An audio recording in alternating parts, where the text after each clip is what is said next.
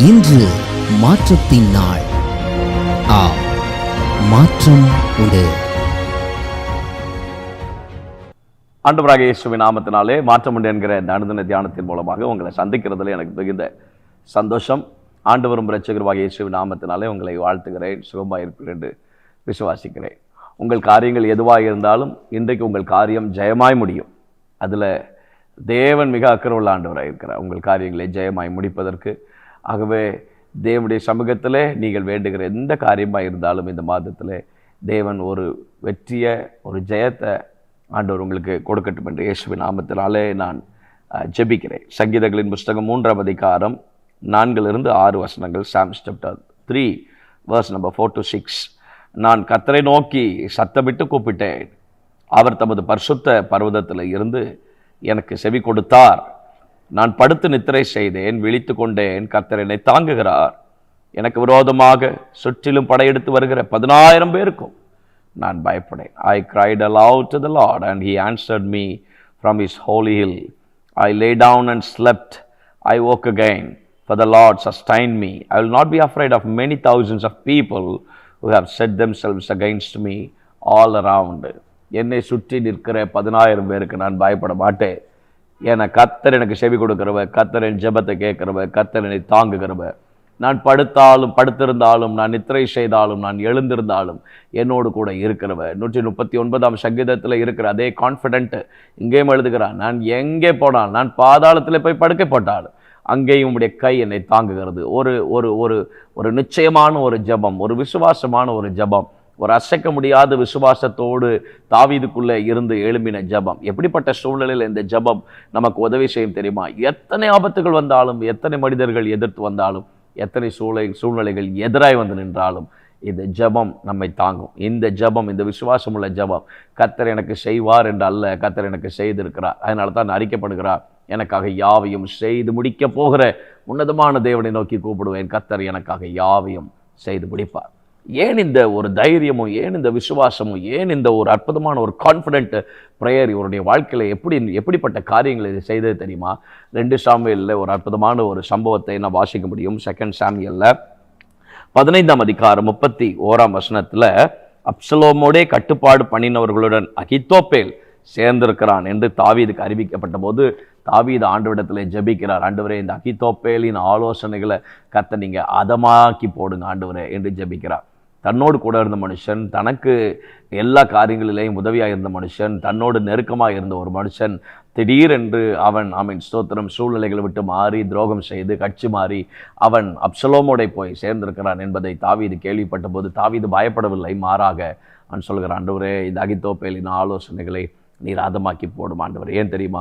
விசுவாசம் உள்ள ஜெபம் அவனுடைய கையில் இருந்தது. கர்த்தர் யார் என்பதை அறிந்திருந்தார். தேவன் நமக்கு செவி கொடுக்கிறவர், தேவன் நமக்கு பதில் கொடுக்கிறார். நம்முடைய ஜெபம் நியாயமான ஜெபமாக இருக்கணும். நம்முடைய ஜெபம் குற்ற மனசாட்சியற்ற ஜெபமாக இருக்கணும். இசைக்கியா நல்ல ஒரு அற்புதமான ஒரு சாட்சி. அவர் சொல்கிறார், தேவனே, உமக்கு முன்பதாக நான் மன உத்தமமாய் நடந்தேன் என்பதை நீ நினைத்தரலும். கர்த்தர் சொல்ற, உன் விண்ணப்பத்தை கேட்டேன், உன் கண்ணீரை கண்டேன், நான் உன் ஆயுசு நாட்களில் நான் என்ன செய்வேன், கூட்டுவேன் என்று சொல்கிறேன். ஆகவே நான் சொல்கிறேன், நல்ல விசுவாசத்தோடு, அசைக்க முடியாத விசுவாசத்தோடு காரியங்களுக்காக ஜெபிங்க. எத்தனை சுற்றி வரட்டும், ஒன்றும் நம்மை அணுகாது, ஒன்றும் நம்மை அணுகாது, ஒன்றும் நம்மை அணுகாது. கூட இருந்தவங்க மாறிட்டாங்களா? கூட இருந்தவங்க கட்சி மாறிட்டாங்களா? கூட இருந்தவங்களே உங்களுக்கு துரோகம் செய்கிறார்களா? இன்றைக்கு தாவீது கூட இருந்த அகித்தோப்பேல் போல உங்களோட ரொம்ப நெருக்கமாக இருந்தவர்கள் அப்சலோமோட போய் சேர்ந்து விட்டார்களா? உங்களோடு நெருக்கமாக இருந்தவர்கள் உங்களுக்கு எதிராக கிரியை செய்கிறவர்களோடு கைகோர்த்து உங்களுக்கு விரோதமாய் பேசி கொண்டிருக்கிறார்களா? உங்களுக்கு அகைன்ஸ்டாக வார்த்தைகளை உதிர்த்து கொண்டிருக்கிறார்களா? உங்களுக்கு விரோதமாய் விரல் நீட்டி கொண்டிருக்கிறார்களா? ஏசாயா 58ஆம் அதிகாரத்தில் சொல்கிறார், விரல் நீட்டதில் உன்னை விட்டு நான் அகற்றுவேன், நிபச்சொல்ல நான் உன்னை விட்டு அகற்றுவேன்றாரே. நிபச்சொல்லையும் விரல் நீட்டதிலையும் உன்னை விட்டு நான் அகற்றுவேன். எப்சிபா என்றும் பியூலா என்றும் பெயர் பெறுவாய ஒழிய ஒரு நாளும் கர்த்தர் உங்கள் நேம் ஸ்பாயில் ஆகிறதுக்கு கர்த்தர் விட மாட்டேன். கூட இருந்தவன் ஆப்போசிட் சைடில் போய் சேர்ந்துட்டானா அதை பற்றி ரொம்ப ஒரி பண்ணிக்கிட்டு இருக்கிறீங்களா? இன்றைக்கி நிறைய பேர் அதை யோசிச்சுட்டு இருக்கீங்க. இதை பார்க்கும்போது என் கூட ரொம்ப நெருக்கமாக இருந்தாங்க, என்கிட்ட இந்த மாதிரியெல்லாம் சொன்னாங்க, இந்த மாதிரி வாக்கெல்லாம் கொடுத்தாங்க, என்கிட்ட இந்த மாதிரியெல்லாம் பேசினாங்க, என்கிட்ட இந்த மாதிரி காரியங்கள் எல்லாம் பாசிட்டிவாக சொன்னாங்க, நான் இந்த வார்த்தைகளெல்லாம் நம்பி நான் இருதயத்தை அவர்களுக்கு நான் திறந்து காண்பித்து விட்டேன். அநேக சூழ்நிலைகளில் என்னுடைய ரகசியங்களை கூட நான் அவர்கிட்ட சொல்லிவிட்டேனே, சில காரியங்களை நான் அவர்கிட்ட பகிர்ந்து விட்டேனே. இப்போ ஆப்போசிட் சைடில் போய் சேர்ந்திருக்கிறாங்களே, இப்போ அவர்கள் எனக்கு துரோகம் செய்து விடுவார்களே, என் வாழ்க்கைக்கு விரோதமாக அவர்கள் தீமை செய்து விடுவார்களே. கர்த்தர் இருக்கிறார். நமக்கு விரோதமாக எழும்பி இருக்கிற 10,000 பேருக்கும் பயப்படக்கூடாது. பயப்படாதீங்க, கர்த்தர் இருக்கிறார். பயப்படாதீங்க, கர்த்தர் இருக்கிறார். நான் சொல்கிறேன், கர்த்தர் நம்ம கூட இருக்கிறார். படுத்து நித்திரை செய்தாலும் விழித்து கொண்டாலும் கர்த்தர் நம்மை தாங்குகிறவர் நம்ம கூட இருக்கிறார். நம்ம அவரை நோக்கி கூப்பிடும்போது அவர் செவி கொடுப்பார் என்று வேதம் இல்லை, செவி கொடுத்தார், செவி கொடுத்தார். இது நடக்கும்னு ஆண்டவருக்கு தெரியும். ஆகவே கர்த்தர் ஏற்கனவே இந்த காரியத்தில் யாரும் வாய் திறக்க முடியாதபடி கர்த்தர் சீல் வச்சிருக்கிறார்.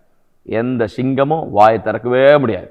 சிங்க கெபிக்குள்ளே கிடந்தாலும் வாய் திறக்க முடியாது. கர்த்தர் வாயை கட்டி போட்டிருக்கிறார். அதனால் உங்கள் கூட இருக்கிற அகித்தோப்பேல் ஆப்போசிட் சைடில் போய் சேர்ந்திருப்பான்னு சொன்னால் அகித்தோப்பேலின் ஆலோசனையை கர்த்தர் அதமாக்கி போடுவார். நீங்கள் என்ன செய்யணும் தெரியுமா? குற்றமற்ற மனசாட்சியோடு ஜெபம் பண்ணணும். உங்கள் ஜெபம் நியாயமான ஜெபமாக இருக்கணும். உங்கள் சைடில் நியாயமான காரியம் இருக்கும்படி சொன்னால் தேவன் உங்கள் சார்பில் இருந்து உங்கள் விண்ணப்பத்தை கேட்டு உங்கள் கண்ணீரை கண்டு உங்களுக்கு ஆமென் ஸ்தோத்திரம் சகாயராக இருந்து இன்றைக்கு ஒரு பெரிய ஜெயத்தை ஆண்டவர் உங்களுக்கு தருவார். தேவனே, உங்களுடைய சமூகத்தில் நாங்கள் ஜெபிக்கிறோம். எங்கள் கூட இருந்த சில ஆட்கள் தான் எங்களுக்கு அகெயின்ஸ்டாக பேசியிருக்கிறாங்க. எங்கள் கூட இருந்த ஆட்கள் தான் எங்களுக்கு விரோதமாக எழுப்பியிருக்கிறாங்க. எங்கள் கூட இருந்த சில ஆட்கள் தான் எங்களுடைய ரகசியங்களை அறிந்து கொண்டு ஆப்போசிட் சைடில் போய் எங்களுக்கு அகெயின்ஸ்டாக சில தீமைகள் எல்லாம் செய்திருக்கிறாங்க. எங்களோடு இருந்தவங்க, எங்கள் கூட பந்தி இருந்தவங்க, எங்கள் கூட நேசமாய் பழகினவர்கள், எங்களோடு இருந்து கொண்டு எங்களுடைய இருதயத்தில் இருக்கக்கூடிய காரியங்கள் எல்லாம் அறிந்து கொண்டு உளவாளிகள் போல அவர்கள் எங்களை பாவித்து கொண்டார்கள். ஆனால் இன்றைக்கு அவர்கள் மாறி எங்களுக்கு அகைன்ஸ்டாக சில காரியங்கள் அவர்கள் செய்து கொண்டிருக்கிறார்கள். நாங்கள் மனிதர்கள் மேல் வைத்த ஆண்டவரே அந்த நம்பிக்கையில் நாங்கள் சில காரியங்களை நாங்கள் சொல்லிவிட்டோம், உளறிவிட்டோம். ஆனால் அவைகள் இப்பொழுது பாதிக்குமா என்பதை குறித்து கலங்கி நிற்கிற யாராகிலும் இந்த வார்த்தையை கேட்டுக்கொண்டிருப்பார் என்று சொன்னால், தேவன் எங்கள் சைடில் நியாயமான ஜெபம் இருக்கும் சொன்னால் கர்த்தர் அந்த ஜெபத்தை கண்டு கேட்டு நிச்சயமான பதிலை கர்த்தர் கொடுக்கிற ஆண்டவர். அகித்தோப்பேலின் ஆலோசனைகளை கர்த்தர் இன்றைக்கு அதமாக்கி போடுவீராக, அதமாக்கி போடுவீராக. எல்லா அகித்தோப்பேலின் ஆலோசனைகளை கர்த்தர் அதமாக்குவீராக. நம்முடைய பிள்ளைகளுக்கு விரோதமாய் செயல்படுகிற சன்பல்லா தோபியாவின் ஆலோசனைகள், அகித்தோப்பேலின் ஆலோசனைகள் இன்றைக்கு அதமாகி போகட்டும் என்று நாங்கள் ஜெபிக்கிறோம். தேவ கிருபைக்கும் தேவனுடைய பிரசனத்துக்கும் தேவனுடைய ஆளுகைக்கும் முழுவதுமாய் விட்டு கொடுக்கிறோம். தொடர்ந்து நடத்தும் ஆசீர்வதியும் இயேசுவின் நாமத்தில் ஜெபிக்கிறோம் ஜீவனுள்ள பரமபிதாவே. ஆமென், ஆமென், ஆமென். May God bless you. கர்த்தர் உங்கள் கூட இருக்கிற, கர்த்தரை நம்புங்க. உங்கள் கூட இருந்த ஆட்கள் சில ஆட்கள் மாறி இருக்கிறாங்க. ஆனால் அவங்களால உங்களுக்கு தீமை நடக்காது. தைரியமாக இருங்க. God bless you.